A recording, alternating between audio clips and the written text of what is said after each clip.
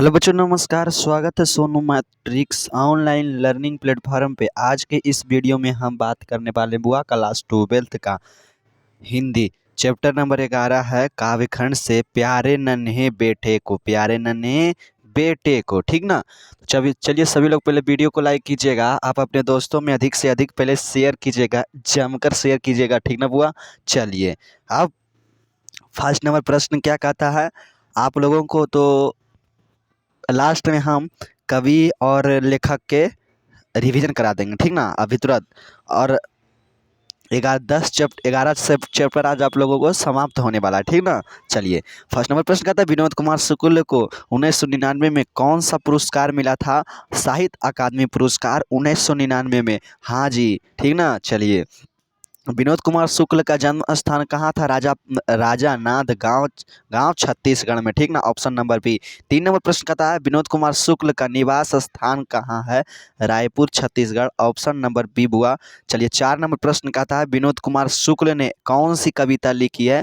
प्यारे नन्हे बेटे से, ठीक ना। Option number B. 5 नंबर प्रश्न कहता है रघुवीर सराय स्मृति पुरस्कार विनोद कुमार शुक्ल को कब प्रदान किया गया? बताइए जी। ऑप्शन नंबर बी 1990 ईस्वी में, ठीक ना। चलिए 6 नंबर प्रश्न कहता है 1999 में विनोद कुमार शुक्ल को कौन सा पुरस्कार प्रदान किया गया था? साहित्य अकादमी 1999 में बुआ, ठीक ना। 7 नंबर प्रश्न कहता है विनोद कुमार शुक्ल का पहला कविता संग्रह लगभग जय हिंद पहचान सीरीज के अंतर्गत कब आया था? 1971 ईस्वी में हुआ, ठीक ना।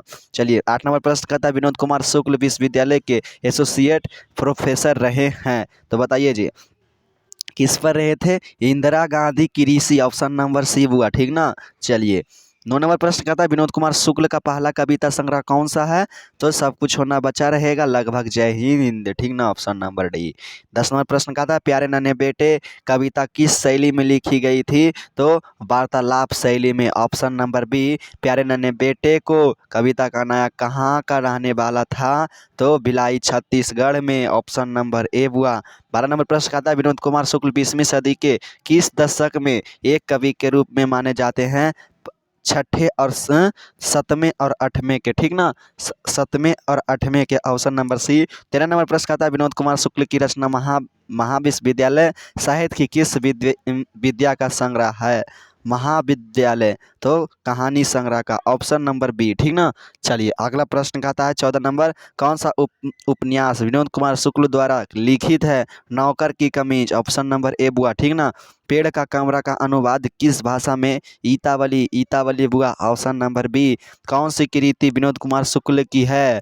तो सब कुछ बचा रहेगा। ऑप्शन नंबर सी, ठीक ना। चलिए अगला प्रश्न देखिएगा 17 नंबर निम्नलिखित में से कौन सा कविता संकलन विनोद कुमार शुक्ल का है? ऑप्शन नंबर ए वह आदमी का नया गर्म कोट पहन कर चला गया। तो यहाँ पर बोलेगा बुआ तो विनोद कुमार शुक्ल कहाँ से लिया गया था? तो वह आदमी नया गर्म कोट पहन कर चला गया, ठीक ना। 18 नंबर प्रश्न कहता है एक तार लोहे का लंबा लकड़ी के 2 खंभों पर तना बांधा हुआ, यह पंक्ति किस शीर्षक से है? तो प्यारे नन्हे बेटे से। विनोद कुमार शुक्ल का जन्म कहाँ हुआ था? तो छत्तीसगढ़ में। Option number B. Vinod Kumar Shukla ji का जन्म तो 1 जनवरी 1937 ईस्वी को, ठीक ना। 21 नंबर प्रश्न कहता है प्यारे नन्हे बेटे को शीर्षक कविता से किस कविता का संकलन किया गया है?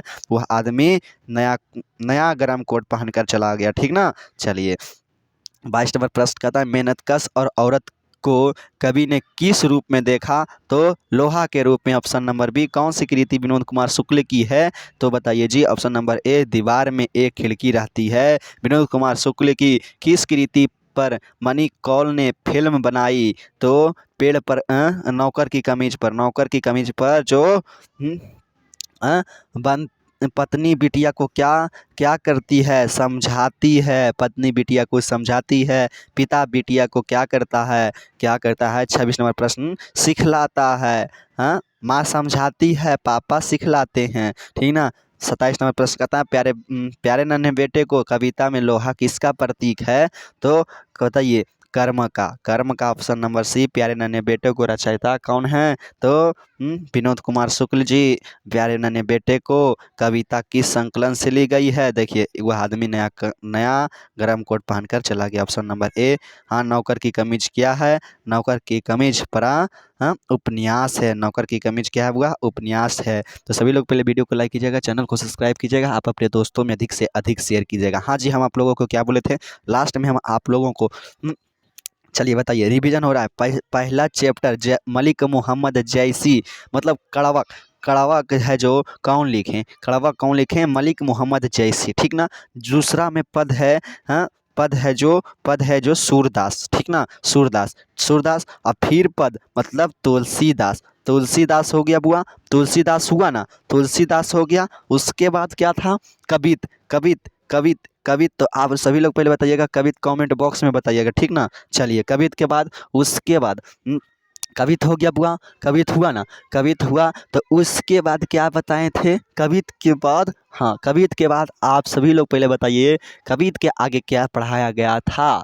जी बताइए सभी लोग। हाँ पुत्र वियोग, पुत्र पुत्र वियोग, पुत्र पुत्र वियोग। सर जी पुत्र वियोग के लेखक कौन है या कवि कौन है? चलिए बताइए जी। पुत्र वियोग के सुभद्रा कुमारी चौहान जी।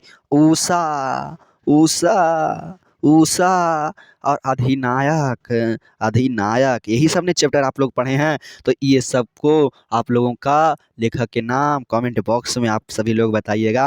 और प्यारे नन्हे बेटे विनोद कुमार शुक्ल। तो सभी लोग पहले वीडियो को लाइक कीजिएगा, चैनल को सब्सक्राइब कीजिएगा, आप अपने दोस्तों में अधिक से अधिक शेयर कीजिएगा।